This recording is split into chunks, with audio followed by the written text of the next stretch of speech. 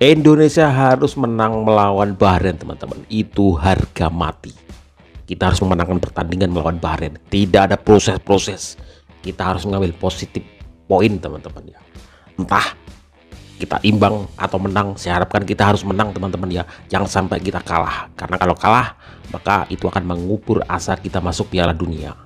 Target sudah ditentukan, 100% wajib menang. Tagar Clever Out sudah muncul ke permukaan. Pak Sumarji meminta masyarakat untuk bersabar, lalu memberikan kepercayaan penuh kepada tim kepelatihan dan seluruh Altim yang sedang berusaha mewujudkan harapan kita semua agar Indonesia bisa tampil di Piala Dunia. Di hari Selasa nanti, Patrick Kluivert sudah menargetkan meraih 100% kemenangan di GBK. Ia juga berlindung dari kesalahan pemainnya saat dikalahkan Australia 5-1 dengan mengatakan, andai saja penalti Kevin Dix tak membentur mistar gawang, pasti jalannya pertandingan sudah berubah. Tak lupa, Patrick Kluivert menambahkan jika 20 menit awal Indonesia sempat mengendalikan jalannya laga. Jadi, mari kita buktikan, bisakah Kluivert mendapatkan kepercayaan masyarakat Indonesia dengan mengalahkan Bahrain di GBK?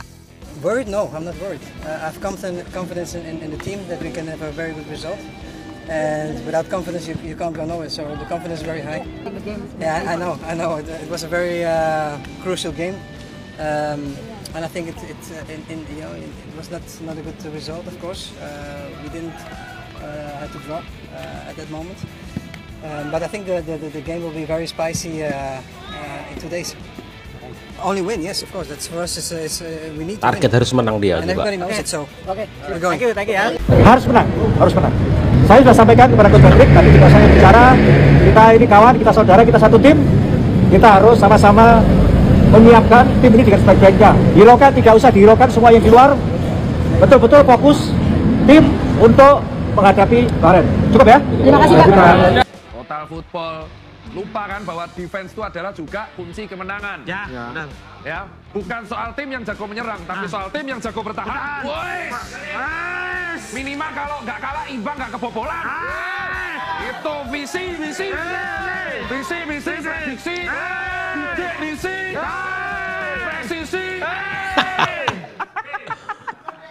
Semoga Peter Kluivert belajar dari match ini.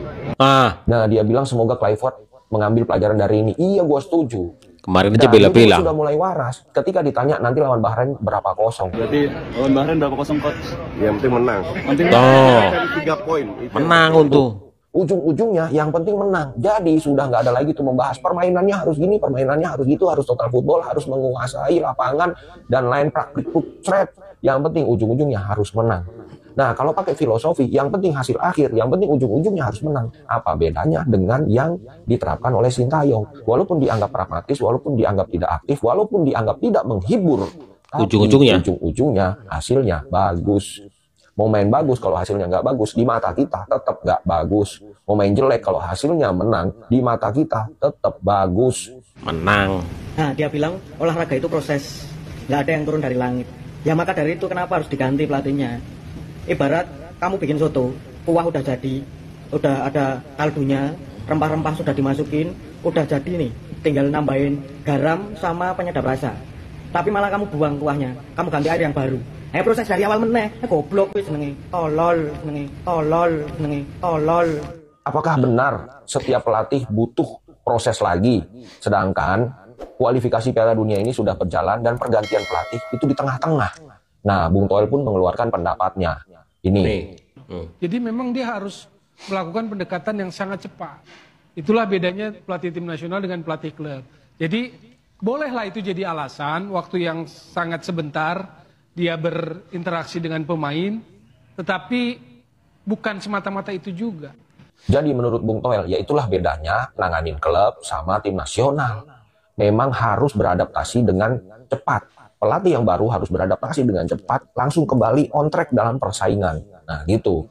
Ya sepertinya aneh ya. Dulu kayaknya nggak waras, tapi kenapa setelah Sintayong keluar, kemudian Patrick Kluivert meraih hasil yang tidak bagus, seolah-olah semua jadi waras. Itu yang saya pikirin saat ini gitu. Bahkan Bung Toel pun mengakui pemain kita itu sanggup dan layak untuk menang, punya skill. Bahkan di babak pertama Australia tuh takut, tapi kenapa bisa kalah? Nah kira-kira begitulah.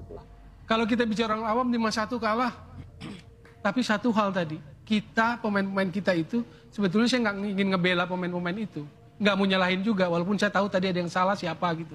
Saya nggak mau gitu. Cuman artinya apa? Kita punya level loh untuk main itu. Australia itu tadi takut loh di awal itu. Kalah 1-5 memang menyesakan. Sakit lah ya. Cuma artinya gini, kalau kita mau cuma lihat hasil ya begitu. Tapi apakah kita nggak bisa lihat hal yang lain misalnya? Apa yang kita lihat kemarin dengan akselerasi naturalisasi, 10 menit pertama, 15 menit pertama kita bisa main loh. Agresif, bagus. Tapi drop setelahnya. Ya, karena ada gol penalti ke kita dan penalti kita gagal sebelumnya kan. Itu situasional lah. Tetapi yang saya mau bilang adalah bahwa pemain-pemain Indonesia bisa main di level itu dengan cara main yang berbeda. Terlepas belum sempurna gitu loh. Sebetulnya ini agak teknikal nih. Saya harus mulai dari mananya nih. Karena supaya bisa paham bahwa kalahnya memalukan, kalahnya menyesakan, iya. Tapi kan intinya kalah juga. Apapun jenis permainannya, bagus, jelek, apapun itu, strateginya bagus, mainnya cantik. Tapi kalau kalah, ujung-ujungnya kalah juga. Jangan ketika STY kalah menang dia kritik, tapi giliran Kluivert ini kalah lu bela-bela. Tapi kemarin mereka bermain dengan cara yang berbeda. Bukan, itu kan kayak menyerang at all cost itu di awal gitu kan, pengen lihat sepak bola menyerang gitu. Tapi kan sepak bola bukan cuma soal menyerang, tapi juga soal bertahan. Memang kalau buat saya bola itu yang penting sangat pragmatis, yang penting menang. Jangan sampai seolah-olah bahwa yang namanya sepak bola itu harus menyerang aja at all cost. Kita maunya bikin gol, tapi kalau bertahan tuh dianggap pengecut. Itu sering terbangun loh kalau buat narasi fans bola ya, bahwa kalau bertahan doang itu namain bola. Namanya enggak, bola ada nyerang, ada bertahan. Ini kayak Mas Kesu tadi bilang, ini kan tiap pertandingan final ya, tiap pertandingan final gitu. Jadi yang harus ditekankan ya sebagai supporter, sebagai penonton adalah kita malah cuma kita menang. Kalau caranya mungkin secara estetik tidak enak dipandang mata, pada akhirnya skor akhirnya enak dipandang mata kok gitu. Nah, yang penting menang. Timnas wajib menang, no excuse. Nggak imbang, apalagi kalah. Harus menang. Oh, lu cuma mau menang doang, maunya menang terus. Sekarang pertanyaan gue, kalau lu bilang kayak gitu, lu mikir nggak? Kita menang berapa kali sih dari 7 pertandingan? 1 kali. Satu dari 7 pertandingan. Kok minta menang kalau terus? Lu menang 6 kali dari 7 pertandingan, terus gue bilang statement, oh timnas harus menang, baru lu mau bilang kayak gitu, karena menangnya udah lebih banyak. Ini baru menang sekali. Itu bukan maunya menang terus, maunya imbang menang 2 kali lagi dong. Soalnya 2 pertandingan sisa lawan Bahrain, lawan China di kandang kita, itu harga mati menang kalau kita mau lolos. Walaupun lewat playoff, karena nggak mungkin peringkat 2. Itu pun lolosnya playoff, ingat ya. Itu wajib menang. Apalagi nggak menang, repot. Bisa nggak lolos, sangat bisa nggak lolos. Jadi ya, ini tugas pelatih untuk bisa menemukan wajib menang, formasi yang tepat, strategi yang tepat, plan yang tepat di waktu yang minim. Yang terpenting menang. Oke? Segitu dulu. Nasib King Indo akan dipertaruhkan nanti di tanggal 25 Maret lawan Bahrain ya guys ya. Ini adalah peluang terakhir kita untuk mengejar posisi 2 ya guys ya, untuk mengejar posisi 2. Dan kita harus berharap juga Australia tuh harus kalah, anjir, harus kalah terus. Gue berharap buat coach Patrick Kluivert gitu ya, kali ini harus bener-bener all in banget, harus bener-bener all in banget. Jangan banyak kayak kemarin, banyak banget blunder. Kali ini bener-bener dipertaruhkan ya guys ya. Masalahnya kalau kita kalah lawan Bahrain ya guys ya, buset dah. Makin bawah lagi nanti coy ya, makin bawah lagi. Kita tuh harus menang coy lawan Bahrain coy. Masalah kita main di kandang sendiri, skuad udah mewah banget, udah ada Ole Romeni, udah punya Dean James. Dan gue berharap banget ya, itu si Hutan tuh jangan dimainin dulu, El Hutan gue usah dimainin deh. Aduh, udah masukin Joy Pelupesi sama Tom Haye. Itu udah matang banget, itu udah keren banget mereka berdua kalau diduetin anjir. Set dah, ayo semuanya cok. Kita berdoa cok, semoga nanti pas lawan Bahrain kita dikasih kemudahan ya. Walaupun ya ini main di kandang kita sendiri, tapi jujur aja gue masih dak-dikser dikit-dikit gitu ya. Aduh, gimana guys menurut lo pada cok bakal nanti lawan Bahrain? Aduh. Apa yang akan terjadi dengan timnas Indonesia kalau nanti sampai Selasa besok kalah lagi lawan Bahrain? Maka jawabannya sudah pasti adalah ya, tamatlah riwayat kita untuk bermimpi agar timnas kita bisa bermain di Piala Dunia 2026. Lah, tapi kan masih sisa 2 pertandingan, kok bisa tamat? Ya tamatlah Besti, karena peluang besar untuk kita masih mungkin menang itu hanya tinggal lawan Cina. Sementara untuk lawan Jepang nanti ya bukan menganggap remeh timnas ya, tapi anggap saja kalau kita ya memang levelnya itu masih sangat jauh di bawah Jepang. Jadi kalau untuk menang lawan Jepang itu kelihatannya bakal sulit. Ya maksimal kita bisa imbang lah. Itu artinya kita hanya bisa mendapatkan 1 poin kalau lawan Jepang. Dan kalau kita menang lawan Cina 3 poin, artinya dari poin yang sekarang ini 6 itu akan menjadi 6 tambah 4 jadinya 10 poin. Dan kalau nanti kita beneran kalah lawan Bahrain, maka ya hanya 10 poinnya. Tapi kalau seandainya kita menang lawan Bahrain, berarti 6 ditambah 3 jadi 9. Dan 9 masih bisa ditambah 4 poin lagi. Itu artinya peluang kita untuk lolos ke putaran berikut atau peluang lolos lewat masuk ke putaran 4 masih terbuka. Oleh karena itu, marilah kita mendoakan timnas kita biar mereka besok tidak keok ya lawan Bahrain. Amin, amin, amin, amin, amin. Kesimpulannya adalah kita harus menang, teman-teman. Itu kesimpulan yang paling tepat. Menang apapun caranya, taktiknya, strateginya, yang penting itu harus menang, itu harga mati.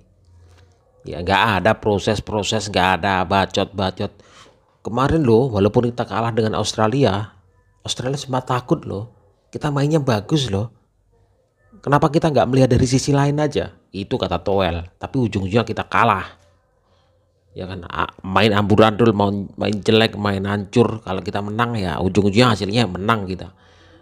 Ya nggak ada kita mendapat piala karena main cantik, itu nggak ada ya. Kita karena menang dapat piala, kita menang bukan karena main cantik ya.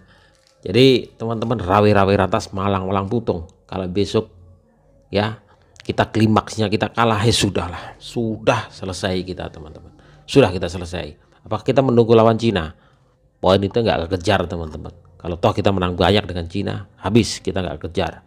Besok adalah krusial, laga sangat krusial, dan kita harus memanfaatkan itu mumpung kita di kandang.